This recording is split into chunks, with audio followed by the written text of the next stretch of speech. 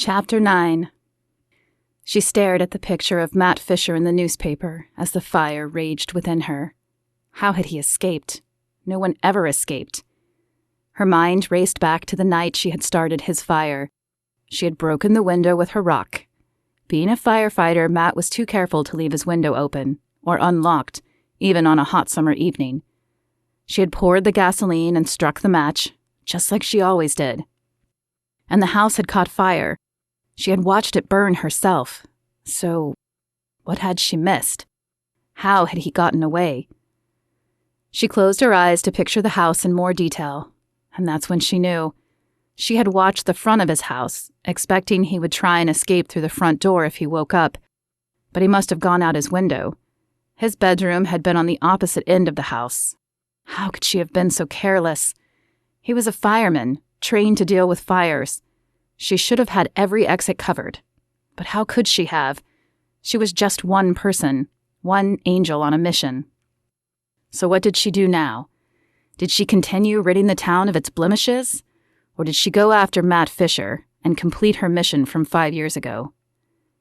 "You don't have to do either," a voice whispered in her ear.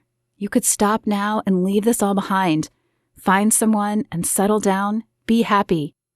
"No, I can't," she yelled, shaking her head. "If I don't stop them, who will?"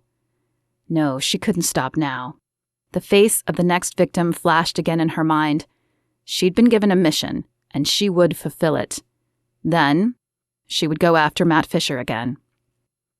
She slipped on her gloves and grabbed the small gas can she always took.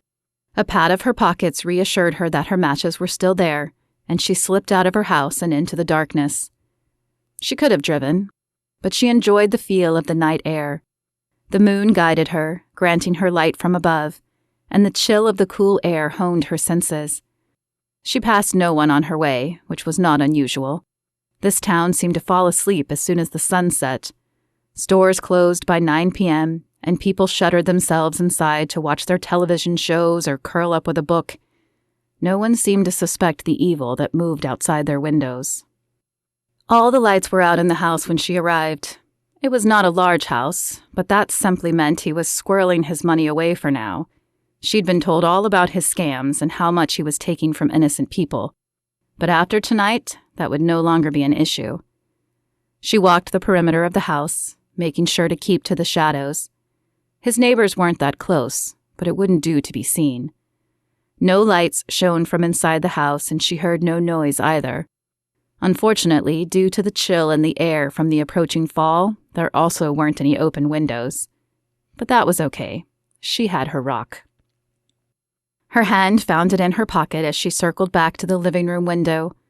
These windows were her favorite, partly because she didn't always know which rooms were bedrooms and in which bedroom the victim might be, but also because they almost always had curtains, and curtains loved fire.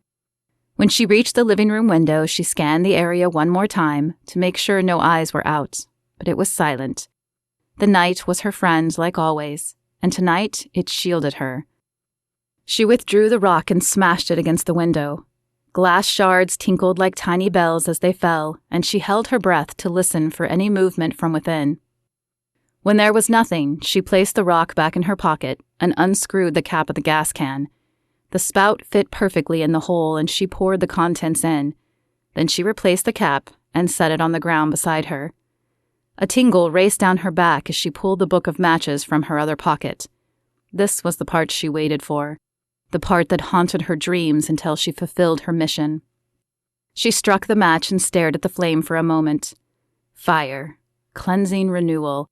If only it could renew her, change her past. But perhaps that day was coming. Today was his day. She dropped the match before it could burn her gloves and smiled as the flame caught the gasoline. A burst of heat flowed out of the window, and then the greedy flames began their destruction. She picked up the gas can and stepped back. Now she would wait until the black bag left the house and her mission was complete.